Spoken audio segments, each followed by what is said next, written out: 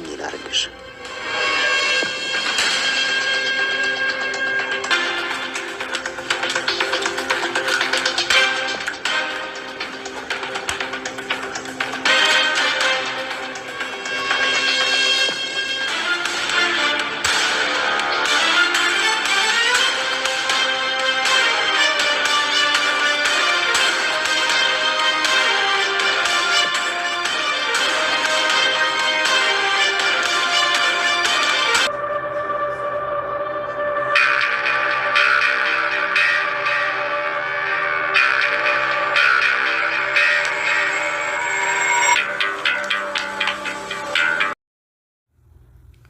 አደራ ድራማ ክፍል 92ን ይዤላችሁ መጥቻለሁ። እንግዲህ በዛሬው ክፍል ሳሚ እንደሚደርስላት ተማምናበታለች ብሌን። ምክንያቱም ጆን በሆነ ጭስ ባስገባችው ክሰል አፍኖ ሊገላት እየታገለ ትገኛለች። ሳሚ ደግሞ ስልኩንም ልብሱንም ጥሎ ከቤት ወጥቶ ሂዶ ነበር የብሌንን ቃል ሰምቶ። ነገር ግን አሁን በዚህ ሌሊት ስልኬንም ጥዬ ልብሴም እዛው ቤት ነው እንዴት እሄዳለሁ መመለስ አለብኝ ብሎ ተመልሶ ነበር። ጆን ደግሞ ማንም አላየኝ አልሰማኝ ብሎ ሌሊቱን ተጠቅሞ እንግዲህ እጁን ጓንት ለብሶ የብሌን ክፍል ገብቶ እንድሞቀኝ ብላ አስገባቸው ክሰል ላይ የሆነ የሚያቃጥል ጭስ ነገር ጨምሮባት ከዛ በሩን ከውጭ ቆልፎ ከውጭ ነው ደግሞ እንዳይከፍቱት ደግሞ በእንጨት በሩን አበለሻሽቶ ማንም ሰው ቢደርስላት እንኳን እንዳይከፍቱላት አድርጎ ዘግቶባት ወጥቶ ሲሄድ ድንገት ሳሚ ደግሞ ከውጭ ሲገባ ጆን ከብሌን ክፍል ወጥቶ ወደ ሳሎን ሲገባ እያየው ነበረ። ሳሎን ላይ ደግሞ ሰላም ቁማ ደነገጠች ስታየው። ክፍሉ ገብታ አይታው አታው ነበርና ጆን ከየት እየመጣህ ነው? በዚህ በደረቅ ላይ ለምንድን ነው ውጭ ወጣኸው? እኔ እኮ ክፍል ሳጣህ የት ሂዶ ነው ምን ሆኖ ነው እያልኩ እየተጨነቅኩ አለችው። እሱ ግን ድንገት ወደ ቤት ሊገባ ሲል የሆነ ነገር ትዝ አለው። ድንገት ሳሚንና ሰላምን ሳሎን ላይ ባገኛቸው ምን ልላቸው ነው? ስለዚህ የሆነ ነገር መፍጠር አለብኝ ብሎ አሰበ ማለት ነው።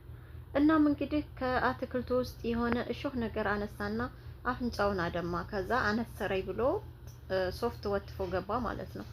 ከዛም እንግዲህ ምን ሆነህ ነው ብላ ስታስጨንቀው አፍንጫ የተቀጠቀውን ሶፍት በደም የተነከረ ነውና የምርም ነስር ያመመው አስመስሎ ትንሽ አንስሮ ነበርና ከምረብሽሽ ብዬ ውጭ ልታጠብ ሂጄ ነው አላት። እንዴት ነው የምትረብሽ? ለምንድን ነው ያልነገርከኝ? ብላ ተናደደችበት። እሷ የእውነት ነው ያመነችው፣ እሱ ግን በዛ አስመሰለ ማለት ነው። እናም ተሳካልኝ እያለ እሷ ማስታጠቢያውን በቃ ከውጭ ላምጣልህ ብላ እኔ አመጣዋለሁ ቁጭ በያላት። አይ እኔ ነኝ የሚሄደው ደግሞ ድጋሚ እንደዚህ እኮ ነው ውጭ ተወጣ ብላው ልታመጣ ሄደች ማለት ነው። እሱ ያኔ በቃ ተሳካልኝ አለ። ዳግምም እንግዲህ አብረን እንደር ብሎ ወይን አዘጋጅቶ ቀለበቱን አድርጎላት አበባ ነስንሶ ፍራሿ ላይ ጠብቋት ነበረ ብሌንን። ብሌን ግን ቀለበቱን ለሳሚ ስትል ሳትወድ በግድ ብትቀበለውም አብሯት እንዳደርግን አልፈቀደችለትም። ይሄ ባህላችንም ወጋችንም አይደለም። ምክንያቱም አንተና እኔ እጮኛሞች እንጂ ባለትዳሮች አይደለንም። እስከዛ ድረስ አብረን ማደር የለብንም አለችው። እኔ እኮ አብረን እንድናደር ያልኩሽ ያው ለደስታ ነው እንጂ ቃልሽን ወይም ቃሌን ላጥፍ አይደለም። ስለዚህ እባክሽ እኔ ይሄን ሁሉ አዘጋጅቼ አብረን ብናደር ምን አለ አለች። አይ ደክሞኛል፣ እባክህ መተኛት ብቻ ነው የምፈልገው አለችው።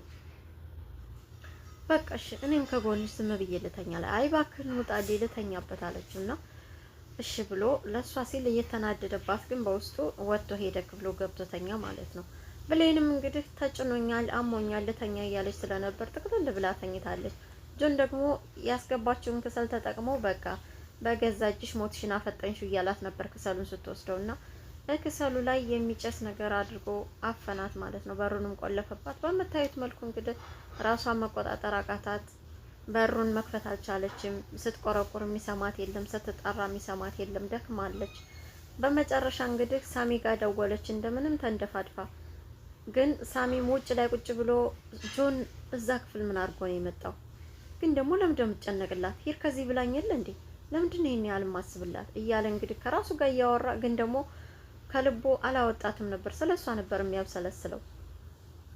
ጠረጴዛ ላይ ሳሎን ላይ ስልኩ ተቀምጦ እሱ ደግሞ ውጭ ተቀምጦ ስለነበረ ሊሰማ አልቻለም። በመጨረሻም ገባ። ሲገባ ስልኩ ይጠራል።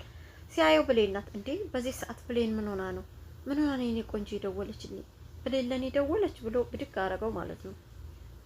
ከዛ ስልኩን አንስቶት ሄሎ ብሌን ሲል ሳሚ ብላ በቀስታ ድምጿ እባክህ አንተ ብቻ ነህ ያለው ድረስልኝ ብላ ብቻ አመለጣት ስልኩ ማለት ነው። መተንፈስ አልቻለችም። እሱ ደግሞ ምን እንዳለች አልሰማውም። ሳሚ የሚለውን ብቻ ነው። ግን ደግሞ በቃ ከዛም ሲመጣ ጆን ስላየው እየተጠራጠረ ነበረ። ሩጦ ሂዶ በሩን ሊከፍት ቢታገል እምቢ አለ። በመጨረሻም እኔ አድንሻለሁ የኔ ፍቅር አድንሻለሁ፣ በቃ ደርስልሻለሁ እያለ እንደምንም ታግሎ አልከፈተው ብሎ ሲጮህ ዳግምም ሰማውና ምንድነው እዚህ ቤት ሌባ ገባ እንዴ ምናምን እያለ ከእንቅልፉ ነቅቶ በር ከፍቶ ሲወጣ ሳሚ የብሌንን በር ይታገላል። ከዛም ተጠጋው። ሲጠጋው እንደምንም ብሎ መስኮት ላይ ባለው የሆነ የጫማ መስፊያ የመሰለ ነገር አንስቶ በሱ ከፈተው ማለት ነው በሩን። ሳሚ ከፍቶ ሲገባ ግን ብሌን በጭስ ታፍና ራሷን ስታወድቃለች። የኔ ቆንጆ ምን ሆነሽብኝ ነው? ምንድነው ይሄ ጭስ እያለ እሱንም ሲያስለው አይ ይሄማ የክሰል ጭስ ብቻ አይደለም፣ የሆነ ሰው አደጋ ነበር ይሄን ያደረገው።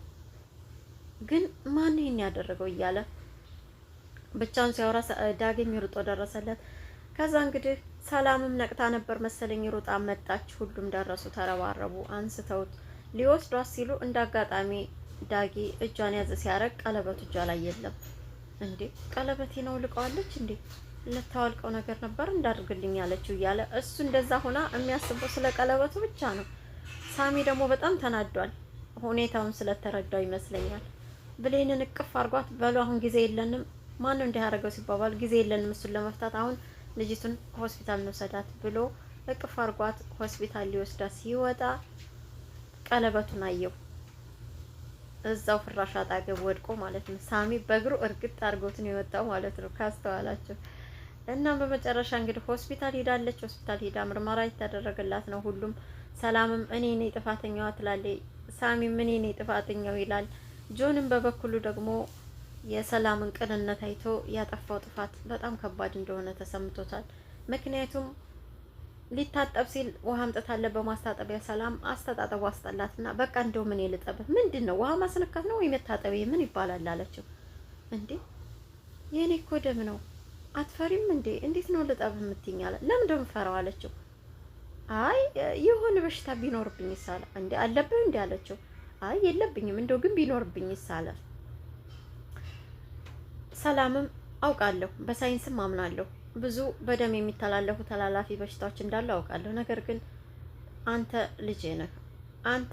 ካንተ የመጣው በሽታ እኔን ያዘኝም አልያዘኝም አንተ ከታመምክ እኔ እታመማለሁ። ስለዚህ ግድ የሚሰጠኝ ይመስልሃል እንዴ? ና ወደዚህ ልጠብህ ብላ ስትጮህበት ገረመው ማለት ነው። ገረመው፣ በጣም ተገረመ፣ ተደነቀ። የኔን ደም ሳትጸየፍ ልታጥበኝ መጣይ ሲል እኔ ደግሞ የእሷን ደም ለማፍሰስ ጊዜና ሰዓት እያመቻቸዋለሁ። ይሄው ንጹሃን ልጅ ምንም ማታውቀውንም አፍኜ ልገላት ይሄው አዘጋጅችላታለሁ። እስካሁንም ሙታ ይሆናል። ስለዚህ ውስጤ የሚለኝ እነዚህ ንጹህ ሰዎችን በከንቱ ደማቸውን እያፈሰስኩ እንደሆነ ነው የሚሰማኝ።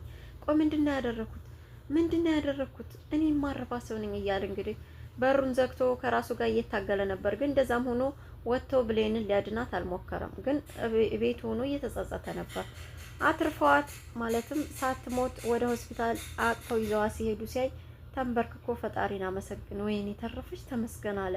መልሶ ደግሞ ቆይ ምንድነው ግን እየሰራ ያለሁት? እንዴት ሞት የምፈልጋትን ሴትዮ መልሼ ስለተረፈች ፈጣሪ እያመሰግንኩ ነው?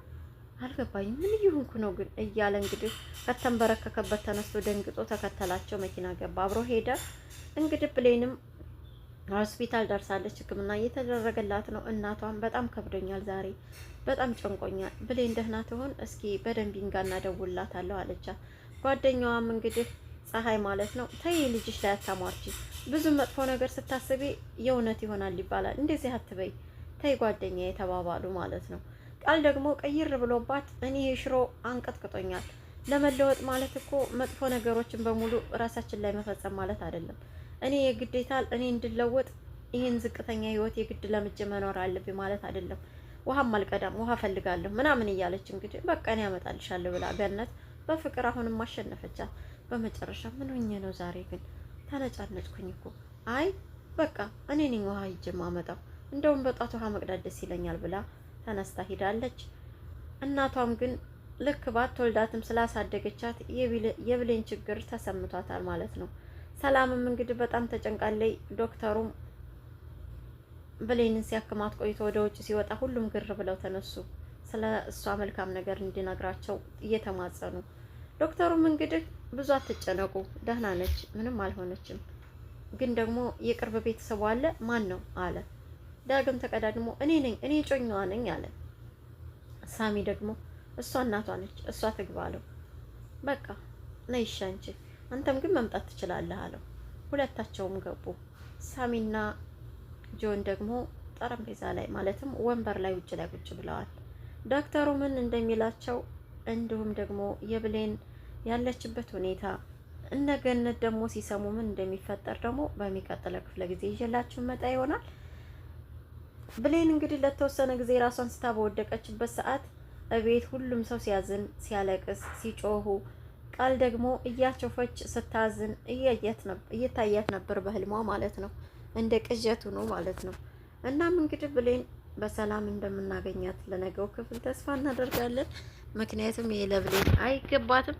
ሳሚ ደግሞ ከልቡ እንደሚያፈቅራት ምንም ጥርጥር የለውም። ዳጊ በዚህ ሁኔታ ውስጥ ሆና ስለሷ ስለተፈጠረባት ማን እንዳረጋት እንዴት እንድልኮን ቻለ ትድንልኝ ሆነ ከሚል ይልቅ ስለ ቀለበቱ እየተጨነቀ ነበር ያለውና ምን ያህል ራስ ወዳድ እንደሆነ በዚህ ድራማ ላይ ማየት ይቻላል። እንግዲህ እስካሁን ከኔ ጋር ስለቆያችሁ ከልቤ አመሰግናለሁ። ቀጣዩ ክፍል ይዤላችሁ እስክመጣ ሰላም ሁኑ። አመሰግናለሁ። ሼር፣ ላይክ፣ ሰብስክራይብ ማድረግ አይረሳ። ወዳችኋለሁ።